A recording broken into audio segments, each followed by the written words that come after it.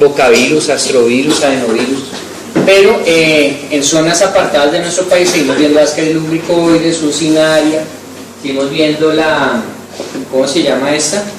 La Yardia está muy presente, muy prevalente entre nosotros. Y de ahí los programas de desparasitación, ¿sí? Pamato de pirantel y albendazol, pues han ido disminuyendo los helmintos, ¿sí? Y los nematodos en gran proporción.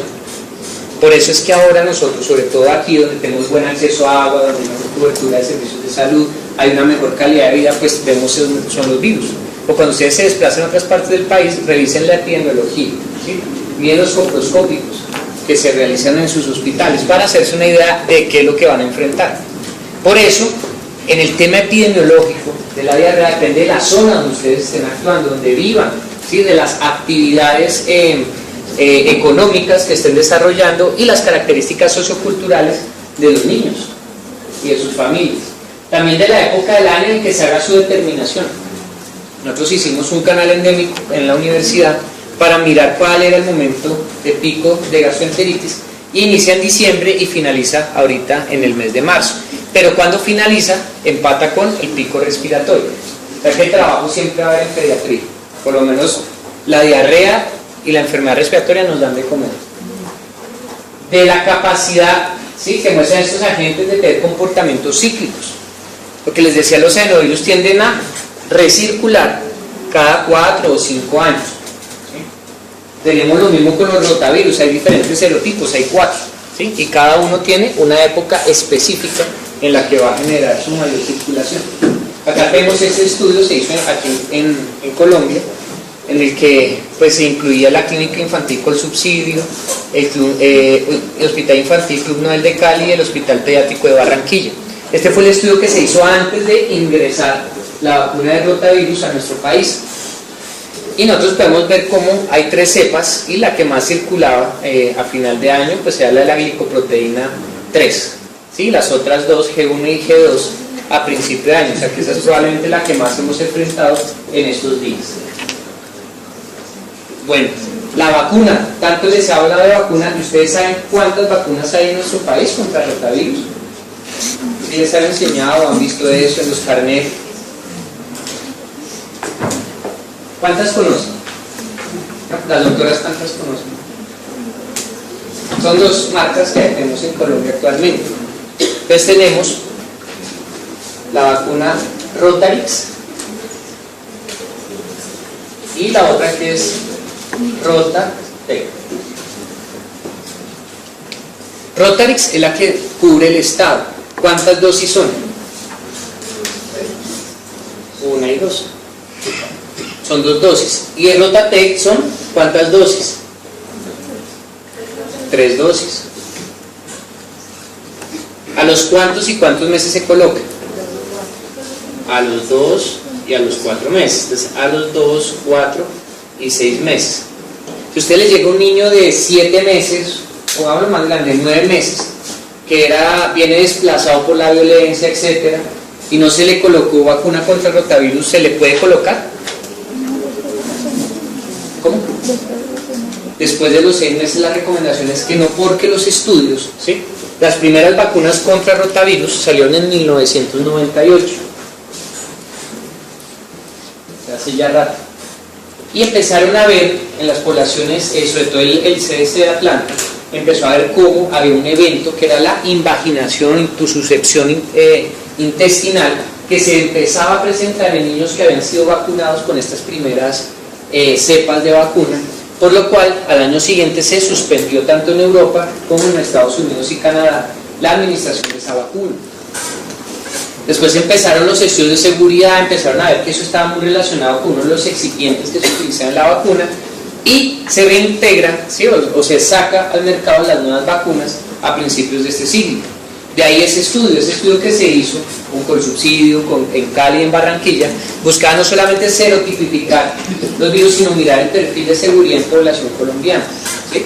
Que no vamos a presentar en nuestros niños los mismos problemas que se han presentado en el 98 con esas primeras vacunas.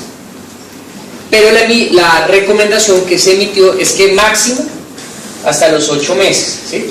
Pero lo que hacemos actualmente es que si el niño tiene más de 6 meses, no se debe vacunar contra rotavirus porque se incrementa el riesgo a presentar intususcepción. ¿Sí saben lo que es intususcepción? Sí, intususcepción es cuando nosotros tenemos el intestino, este es el intestino del niño, y hay una porción de este que no hace la adecuada peristalsis con los demás segmentos intestinales y se invagina la parte proximal dentro de la distal, ¿sí? Ocasionando isquemia, ¿sí? Edema y sufrimiento de asa intestinal, lo que genera obstrucción, ¿sí? Eso es. Y esto pues requiere manejo radiológico si se puede o quirúrgico. Bueno, esa es la intususcepción o invaginación.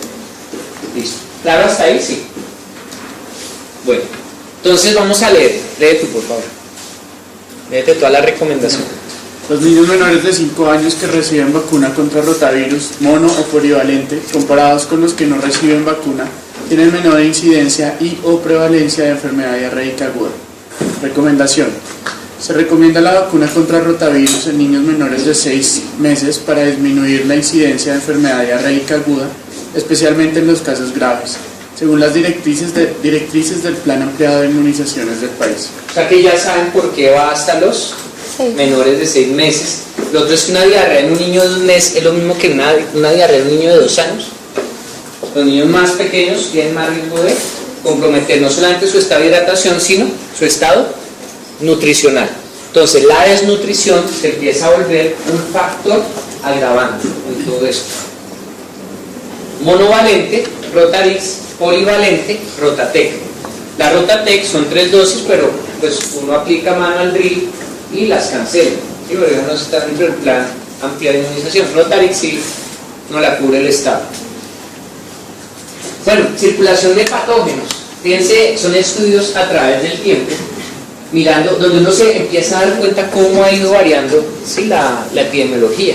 Esto era Bogotá en la década de los 80, donde teníamos rotavirus, que siempre ha estado, pero teníamos E. coli, y fíjense cómo con el tiempo, ¿sí? Empieza a disminuir. Esto fue en el año 98, ¿sí? Casi 6 años después. ¿Qué? 88, por menos, 4 años después, ¿sí? Empiezan con las políticas de salud que se implementaban en aquella época.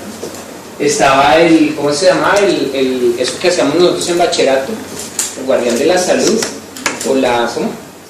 El servicio social. Les enseñaba a uno a lavar las manos, la preparación de alimentos, servir el agua, más obviamente todas las medidas de acueducto y desparasitaciones masivas. Salmonela, ¿sí? Cartagena y más salmonela, Shigella, pues sí fue disminuyendo. Cartagena pues tenía en el año 98-2000 lo mismo que teníamos nosotros en Bogotá, casi 8-10 años antes. Otras bacterias, el complejo histolítica dispar, la Yardia, otros parásitos y los virus. Comparación de la prevalencia de patógenos, pues bacterias entre Cartagena y Facatativá, porque había una tesis que hablaba que en tierra caliente, ¿sí?, era más probable que uno padeciera enfermedades parasitarias que aquí en el interior. O sea, aquí se comparaba Cartagena con Facatativá y en realidad pues las diferencias no eran muchas. En el tema viral, de circulación viral, tampoco.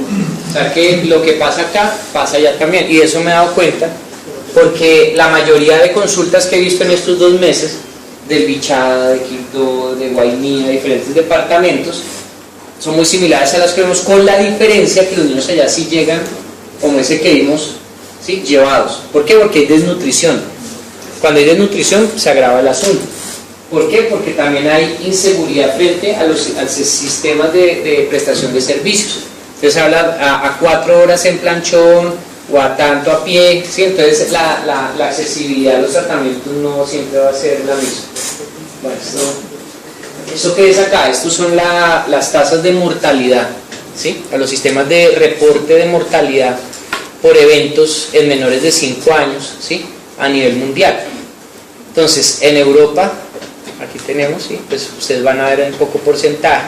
En las Américas en realidad estamos controlando mucho mejor la mortalidad por diarrea, pero ustedes miran a África, ¿sí?, a Asia, pues todavía hay grandes diferencias. Entonces cuando uno mira esta tabla, este pie, perdón, que ya se los he mostrado con anterioridad, que salió publicado en el Lancet del 2008, nos muestra que por continente, África, América, el este Mediterráneo y Europa, la prevalencia de diarrea cambia. Entonces, si nosotros nos vamos al África, es más prevalente la diarrea que la enfermedad respiratoria. Así era Colombia hace unos 30 años. Se morían más los niños de diarrea que de neumonía.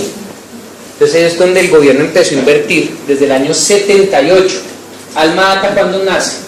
La carta de Alma-Ata, la atención primaria en salud. En el 78, sí, en la década de los 70. Para esa época, todo eso que estamos hablando hoy de AYEPI, de Salacera, de salas de hidratación, de IAMI, todo eso viene desprendido de ese gran compromiso realizado en Kazajstán en 1978. Y ha funcionado, sí, y nos falta. Prueba de eso es que todavía no se cree en la saladera, prueba de eso es que todavía seguimos medicando a los niños, a veces me parece que innecesariamente, y no emitiendo recomendaciones preventivas. Entonces en África, si ustedes se van al África, lo que les comentaba, mejor que lleven un litro, unos 16 litros de agua manantial para su paseo, ¿sí?, por la selva africana. Pero si están en las Américas, pues miren la prevalencia de un 18 a una diferencia de un 7%. O sea, nosotros estamos mejor en esas condiciones de salubridad. Y si nos vamos a Europa, pues más relajados, tan solo un 5%. Y lo que es Europa, ¿sí?, del este, pues vemos que no hay mucha diferencia con África. Muy particular, ¿no?, esos hallazgos. La enfermedad diarreica aguda es una de las patologías que más tiene asociación con el cambio medioambiental o con las variables medioambientales. Entonces ustedes fíjense que las enfermedades diarreicas, dentro de ese grupo de enfermedades que se relaciona con condiciones de salubridad y el medio ambiente, el 29%, ¿sí?, frente a las enfermedades respiratorias. O sea, hay más relación de la enfermedad diarreica que hemos vivido en estos últimos meses, ¿sí?, relación con el ambiente que estamos teniendo, y ustedes lo pueden vivir por el fenómeno del niño. El fenómeno del niño nos dispara no solamente la diarrea, sino el paludismo, o sea, la malaria, dengue, zika y chikungunya, las enfermedades vectoriales, ¿sí? Y ahorita con estos aguaceros pues se va a incrementar más. Esas son pues las enfermedades con mayor contribución de causal debido al medio ambiente. La diarrea es la primera, seguida la enfermedades respiratorias, lesiones accidentales, malaria, traumas, neumopatía obstructiva crónica, y ahí vienen las demás. ¿Listo? Entonces la diarrea viral está presente en épocas de invierno. O sea, ahorita lo estamos viviendo. La diarrea, sí. ¿Por qué si se tiene que gastroenteritis es por el código del CIE-10. Tú dices, es A09X, es el código que yo uso. No, pues gastroenteritis o diarrea aguda, gastroenteritis habla de varios síndromes, ¿sí? Gastroenteritis, porque hay gastroenteritis química, hay gastroenteritis por radiación. Pues si uno se empieza a mirar el código CIE-10, ¿sí?, casi todas esas inician la clasificación con la letra A. Miremos una vez eso. Para eso está aquí el internet. Entonces uno puede buscarlo. Código CIE-10 de diarrea.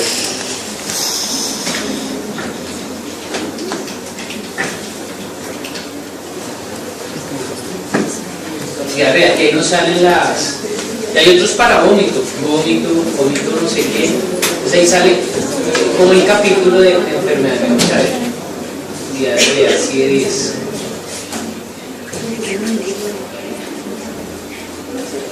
Ahí está. Arriba. Ahí. Se va de la A hasta la K. Y se ve como el inicio.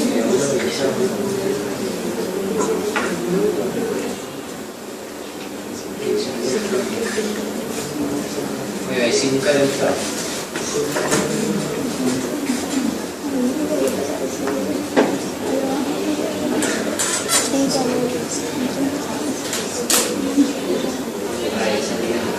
Entonces va de enfermedades infecciosas intestinales, de la A00 a la A09. Entonces ahí sale ese rango de cosas. Cólera, fiebre, bueno, el cólera. Nosotros estamos en vigilancia incrementada frente al cólera, ¿sí? ¿Por qué? Porque donde hay cólera cerca de nuestro país tiene diarrea por cólera. No, nosotros acá hemos logrado controlar eso, ¿sí? Afortunadamente, un solo caso De cólera ya sería para prender alarmas y es de notificación inmediata. O sea, lo vi, lo sospeché, lo traté y lo reporté. Porque a nosotros nos está llegando, el riesgo viene desde Venezuela, nos está llegando desde Haití y de algunos países del Mar Caribe. Entonces ahí está salmonela, intoxicaciones, colitis pseudomembranosa, amebiasis, diarrea, gastroenteritis. Entonces A09, entonces ahí viene, el código que yo utilizo es A09X. Pero sí, eso es una duda válida. Bueno. ¿Qué tipos de diarrea hay? ¿Sí? Entonces hay 4 mecanismos principales dentro de la diarrea.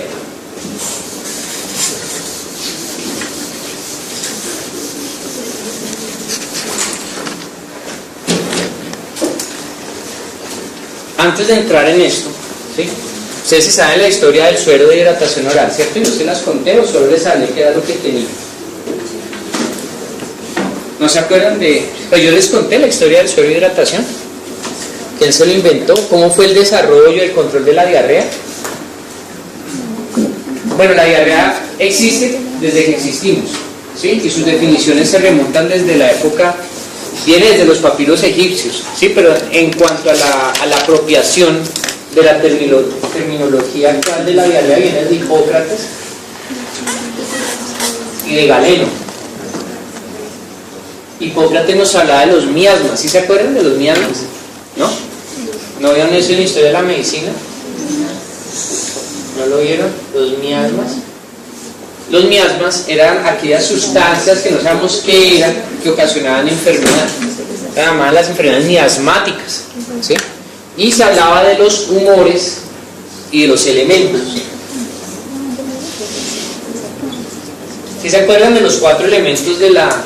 sí, los 4 elementos según Hipócrates? Era aire, agua, fuego y tierra. ¿Sí se acuerdan de eso? ¿No? Eso era más del colegio. Y de algo que a través de nuestra evolución se ha ido perdiendo, pero no porque no nazcamos con él, sino porque no lo entrenamos. Cuando ustedes empiezan a iniciar la alimentación perceptiva en un niño, algunos ya han estado en consulta externa, ¿sí? Para iniciar la alimentación complementaria, ¿qué es necesario que un niño tenga ya desarrollado? Más, ¿a qué edad se inicia la alimentación complementaria? ¿Por qué a los 6 meses y no a los 4 y no a los 8? ¿Qué pasa a los 6 meses? Imagínense un niño de 6 meses. ¿Qué hace un niño de 6 meses? ¿Qué sucedió ahí en ese momento crucial? ¿No se acuerdan qué hace un niño de 6 meses? Vamos a volver aquí a revisar. Vamos a ver, no sé si está un video. Niño de 6 meses. Para dijeron algo clave, ¿no? Que se sienta. Este es un niño de 6 meses, ¿sí? Así como este. A ver si hay un video. Este es un niño de 6 meses. Vamos a ver ese niño, a ver qué es lo que hace. Es chiquitín, así, ¿no?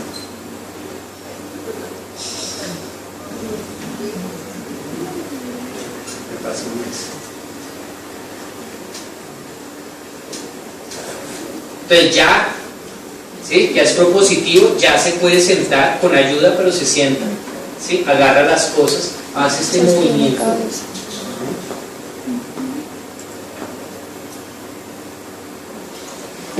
Correcto, se lleva las cosas a la boca, ese ya es de 7 meses, ya está un poquito más desarrollado, todavía no se sienta solo, ya tiene algo de defensas laterales, un buen sostén cefálico, ¿sí? Ya tiene disociada la cintura escapular de la cintura pélvica, ya puede hacer este movimiento, correcto. Entonces, ¿qué sucede a esa edad de los 6 meses? Para que nosotros iniciemos la alimentación complementaria. Uno que ya está en capacidad de sentarse. ¿Qué pasa con la leche materna? Ya no es suficiente, ¿cierto? Entonces ya nos toca empezar a complementar. Empezamos a complementar. ¿Qué más sucede a esa edad de los 6 meses? El desarrollo del lenguaje, ¿cierto? Y el niño comienza a hacer este movimiento, ¿sí? Cuando ustedes vean niños que hagan esto, ¿sí?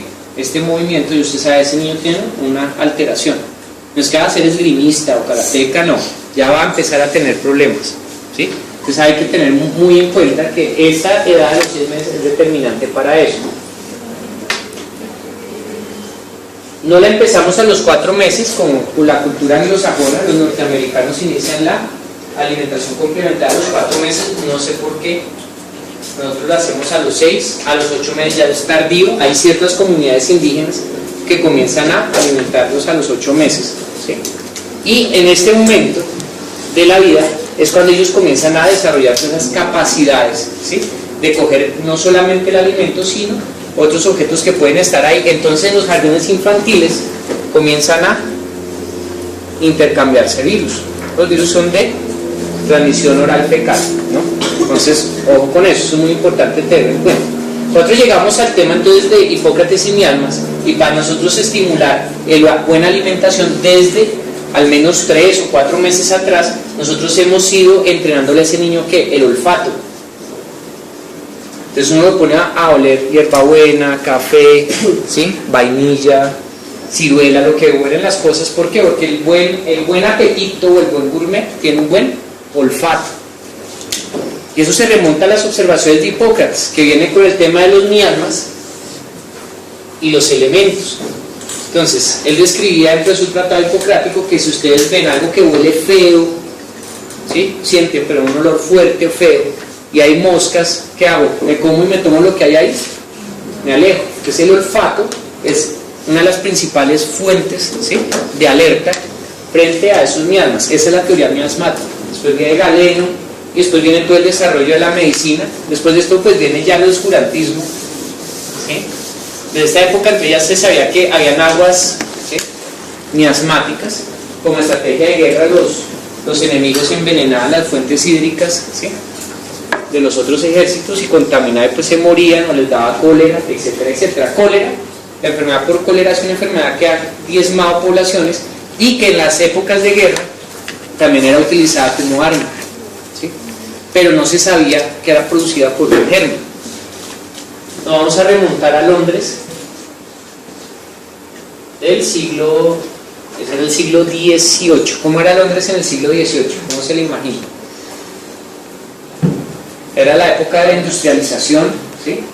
Londres pues no es la Londres que conocemos actualmente, tenía su zona urbana y tenía obviamente los que iban migrando de otros países o de otras partes de Londres buscando empleo y generaban crecimientos desordenados en infraestructura, gente pobre, ¿sí? Y los mapas de aquella época se distribuían en zonas, así como nosotros en Bogotá en localidades, y cada zona tenía en la mitad un aljibe. Ese aljibe era donde ellos obtenían el agua. Entonces teníamos aljibe A, y aquí tenemos los aljibes B. Para esa época en Londres, ¿sí? Había un epidemiólogo, el papá de la epidemiología actual, que se llamaba John Snow. ¿Ustedes saben la historia de John Snow? La vieron en epidemiología, ¿no? Resulta que comenzó a haber una gran mortalidad, ¿sí? Por una diarrea que era abundante, que deshidrataba a los adultos y a los niños, y que en menos de 24 a 48 horas generaba convulsiones, colapso y muerte. Y la describían como agua de arroz. ¿Qué creen que era? Claro. ¿Será que en ese entonces había diarreas virales también? O sea, uno no lo mataba la viral, sino lo mataba el cólera. Generaba un trastorno hidroelectrolítico. ¿Ustedes saben cómo es el mecanismo de acción del cólera? ¿Cómo actúa en el intestino? Para ese entonces no existía, ¿sí? Ningún conocimiento acerca de eso. Pero el cólera, lo vamos a pintar aquí a nuestro amigo, la nariz, el esófago, el estómago, y aquí vamos a hacer, bueno, los intestinos, etcétera, etcétera. También es de contaminación oral fecal, aguas contaminadas con heces fecales que contienen el cólera. ¿El cólera es qué? Gram positivo, gram negativo, es un vibrio, ¿sí? Gram negativo, que cuando se consume, ¿sí? En aguas o en alimentos contaminados, ¿Qué parte del intestino afecta? ¿Intestino delgado o intestino grueso? Grueso. El delgado, ¿sí? En las 3/4 circular cada 4 o 5 años. ¿Sí? Tenemos lo mismo con los rotavirus, hay diferentes serotipos, hay 4, ¿sí? Y cada uno tiene una época específica en la que va a generar su mayor circulación. Acá vemos este estudio, se hizo aquí en Colombia, en el que pues, se incluía la clínica infantil con subsidio, el Hospital Infantil Club Noel de Cali y el Hospital Pediátrico de Barranquilla. Este fue el estudio que se hizo antes de ingresar la vacuna de rotavirus a nuestro país. Y nosotros podemos ver cómo hay 3 cepas y la que más circulaba a final de año pues era la de la glicoproteína 3. ¿Sí? Las otras 2, G1 y G2, a principio de año. O sea que esa es probablemente la que más hemos enfrentado en estos días. En el tema epidemiológico de la diarrea depende de la zona donde ustedes estén actuando, donde vivan, ¿sí? De las actividades económicas que estén desarrollando y las características socioculturales de los niños y de sus familias. También de la época del año en que se haga su determinación. Nosotros hicimos un canal endémico en la universidad para mirar cuál era el momento de pico de gastroenteritis. Inicia en diciembre y finaliza ahorita en el mes de marzo. Pero cuando finaliza, empata con el pico respiratorio. O sea que el trabajo siempre va a haber en pediatría. Por lo menos la diarrea y la enfermedad respiratoria nos dan de comer. De la capacidad, ¿sí?, que muestran estos agentes de tener comportamientos cíclicos. Lo que les decía, los adenovirus tienden a recibir bocavirus, astrovirus, adenovirus. Pero en zonas apartadas de nuestro país seguimos viendo Ascaris lumbricoides, succinaria, seguimos viendo la, ¿cómo se llama esta? La Yardia está muy presente, muy prevalente entre nosotros. Y de ahí los programas de desparasitación, ¿sí? Pamato de pirantel y albendazol, pues han ido disminuyendo los helmintos, ¿sí? Y los nematodos en gran proporción. Por eso es que ahora nosotros, sobre todo aquí donde tenemos buen acceso a agua, donde hay mejor cobertura de servicios de salud, hay una mejor calidad de vida, pues vemos son los virus. O cuando ustedes se desplazan a otras partes del país, revisen la epidemiología, ¿sí? Miedos coproscópicos que se realizan en sus hospitales para hacerse una idea de qué es lo que van a enfrentar. Por eso, bueno, la vacuna, tanto les he hablado de vacuna, ¿ustedes saben cuántas vacunas hay en nuestro país contra el rotavirus? ¿Ustedes han enseñado o han visto eso en los carnets? ¿Cuántas conocen? Las doctoras, ¿cuántas conocen? Son 2 marcas que tenemos en Colombia actualmente. Entonces tenemos la vacuna Rotarix y la otra que es Rotatec. Rotarix es la que cubre el estado. ¿Cuántas dosis son? 1 y 2. Son 2 dosis. ¿Y el Rotatec son cuántas dosis? 3 dosis. ¿A los cuántos y cuántos meses se coloca? A los 2 y a los 4 meses. Entonces, a los 2, 4 y 6 meses. Si a usted le llega un niño de 7 meses, o hablo más grande, 9 meses, que viene desplazado por la violencia, etcétera, y no se le colocó vacuna contra el rotavirus, ¿se le puede colocar? ¿Cómo? Después de los 6 meses la recomendación es que no, porque los estudios, ¿sí? Las primeras vacunas contra rotavirus salieron en 1998. O sea, hace ya rato. Y empezaron a ver en las poblaciones, sobre todo el CDC de Atlanta, empezó a ver cómo había un evento que era la invasión